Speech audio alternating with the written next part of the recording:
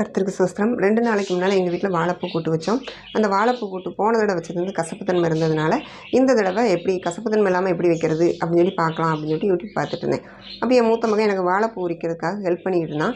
அப்போ அவன் கேட்டான், எம்மா ஒருவேளை இந்த யூடியூப்பில் இவங்க செய்கிறாங்கள்ல, இதுவும் கசந்ததுன்னா ஒருவேளை கசப்பு தன்மை இல்லை நல்லாயிருக்கு அப்படின்னு சொல்லி சொல்ல வாய்ப்பு இருக்குது தானே அப்படின்னா.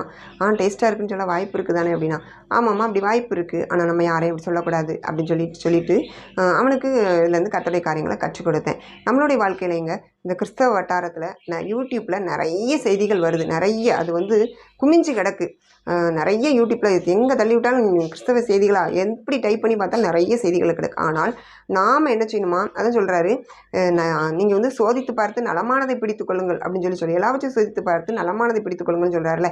அதே போல் தான் இந்த வருகிற ஒவ்வொரு மெசேஜுமே சோதித்து பார்க்கணும். பரிசுத்த வேதாகமத்தின் அடிப்படையில் இது சரியா, இவங்க சொல்லுகிற காரியங்கள் சரியா அப்படின்னு சொல்லி நம்ம சோதித்து பார்க்கணும். அப்படி சோதித்து பார்க்கணும் அப்படின்னா நமக்கு வேதவசனத்தின் அடிப்படையில் நம்ம தெரிஞ்சிருந்தால் மட்டும்தான் இப்படிப்பட்ட கள்ள உபதேசங்களுக்கு நம்மளுடைய ஆத்மாவை நம்ம வந்து காப்பாற்றிக்கொள்ள முடியும்.